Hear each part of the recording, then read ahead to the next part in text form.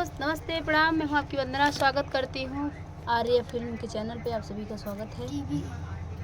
और एक प्यारा सा छोटा सा हम लोग विवाह गीत, बेटी विवाह गीत लेके आए हैं। कैसा लगेगा कमेंट बॉक्स में ज़रूर बताइएगा। और भाई के चैनल को ज़्यादा से ज़्यादा सपोर्ट करिएगा। ढेर सारा प्यारा आशीर्वाद दीजिएगा। बेटी विवाह गीत। चल तो छोड़े आएगी तो ससुरे से लवटीनी बेटी दुलारी, अरे माया जे पूछई बात रे ललनवा, अरे माया जे पूछई बात रे ललनवा।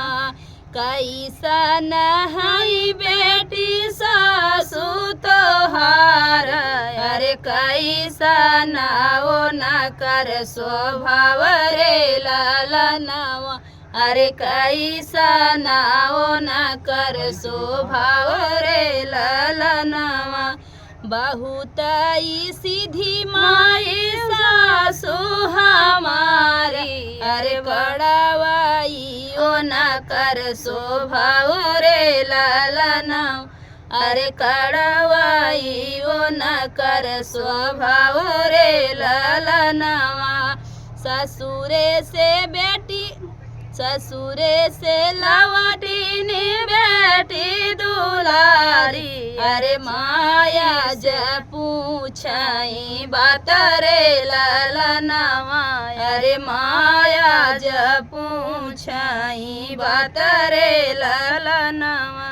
कैसन हई बेटी जठनी तोहार, अरे कैसन ओ न कर विचार रे ललनवा, अरे कैसन ओ न कर विचार रे ललनवा।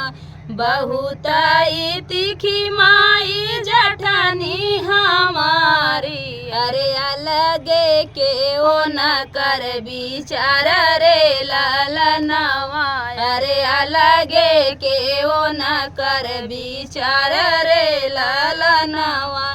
कैसन आई बेटी ननदी तोहार, अरे कैसे बीताई दिन रात रे ललनवा, अरे कैसे बीताई दिन रात रे ललनवा।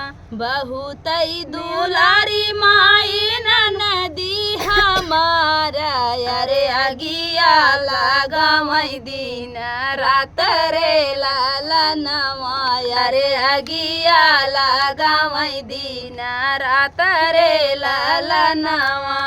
बहुत दुलारी माई हमारी ननदिया, अरे अगिया लगावई दिन रात रे ललनवा, अरे अगिया लगावई दिन रात रे ललनवा। ससुरे से लवटीनी बेटी दुलारी, अरे माया जे पूछई सवाल रे ललनवा, अरे माया जे पूछई सवाल रे ललनवा। गीत कैसा लगा कमेंट बॉक्स में देखिए। गाना साथ तो प्ले बाय दोस्तों।